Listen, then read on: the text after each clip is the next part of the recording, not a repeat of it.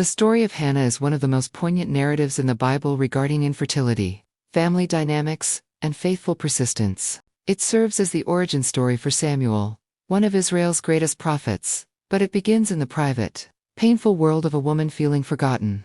Hannah lived in the hill country of Ephraim, with her husband Elkanah. The household dynamic was complicated by polygamy. Elkanah loved Hannah deeply. Peninnah, Elkanah's second wife, had many children, and used her fertility as a weapon against Hannah, who was barren. The conflict came to a head during the family's annual pilgrimage to the tabernacle at Shiloh.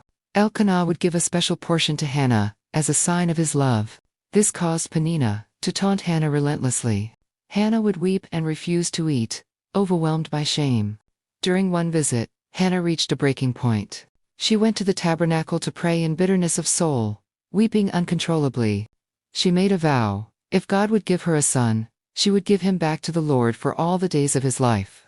Eli, the high priest, saw her praying and accused her of being drunk. Hannah explained she was a woman of sorrowful spirit. Realizing his mistake, Eli blessed her, "Go in peace, and the God of Israel grant your petition." Hannah returned home, and her depression lifted. Soon after, she conceived and gave birth to a son. She named him Samuel, which sounds like the Hebrew for heard by God. Once Samuel was weaned, she took him to the tabernacle and presented the young boy to Eli, saying, "For this child I prayed, and the Lord has granted me my petition. Therefore I also have lent him to the Lord. As long as he lives, he shall be lent to the Lord." Hannah's story concludes with a famous prayer of praise. God honored her sacrifice. After giving up Samuel, Hannah was blessed with 3 more sons and 2 daughters, ending her barrenness completely.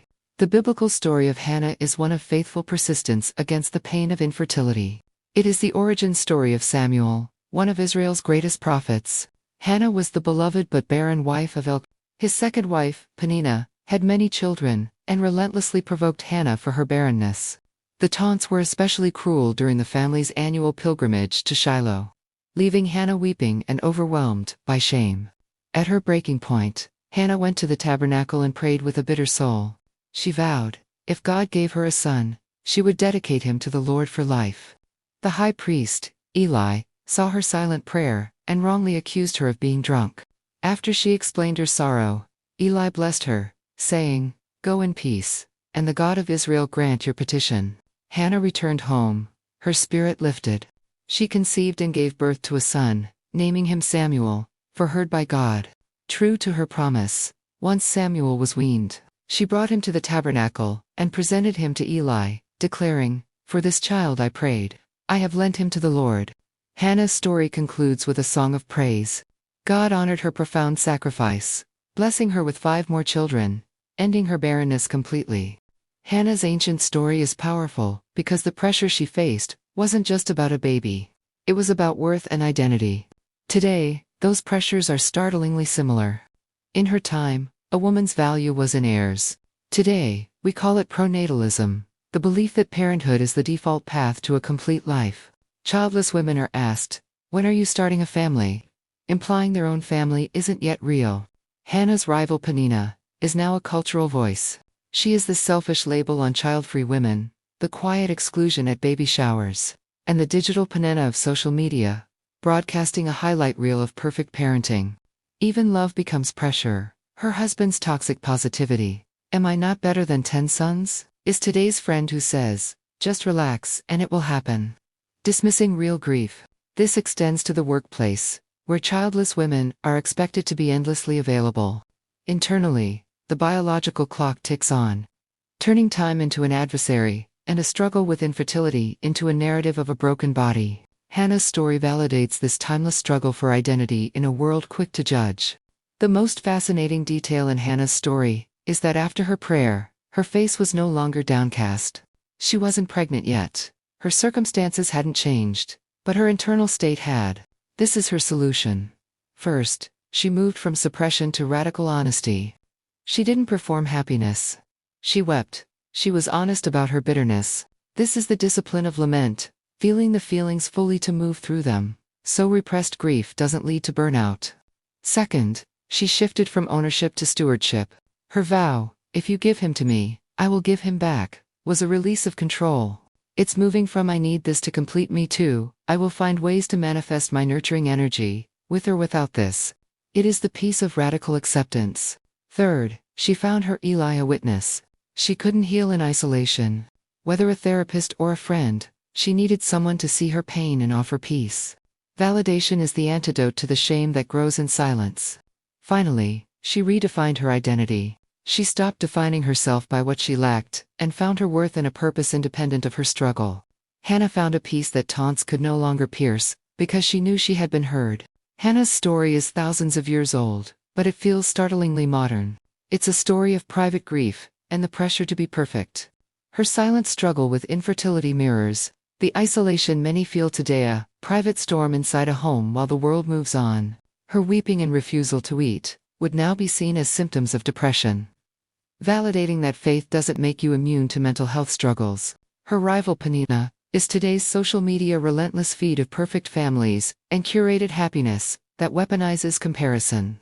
And her husband's attempt to fix her grief with a question, "Am I not better than 10 sons?" is the classic well-meaning but tone-deaf response that fails to understand a deep identity crisis. When the high priest Eli misjudged Hannah's fervent prayer as drunkenness, he became a symbol of how communities can misdiagnose pain as a character flaw, judging those who are hurting instead of listening. But Hannah's story is ultimately about authentic vulnerability. She didn't offer a polite prayer. She poured out her bitterness of soul, showing us it's okay to be broken and messy. Her journey teaches that true healing begins not when the struggle ends, but when we have the courage to be honest about it. The miracle of Hannah's story isn't the child. It's the peace she found before the answer came. Her circumstances hadn't changed, but she had. Her face was no longer downcast. How? First, she was radically honest. Instead of polite prayers, she poured out her bitterness of soul.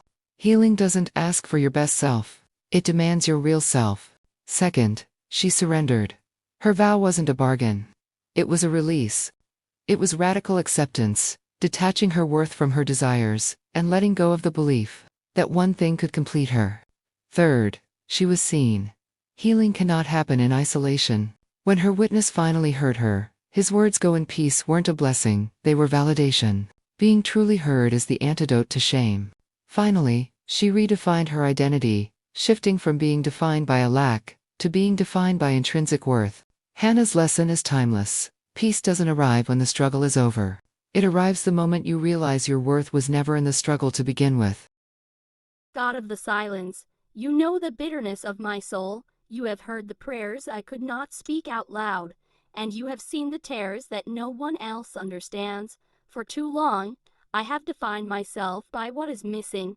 I have let my emptiness consume my joy. But today, I am doing what Hannah did.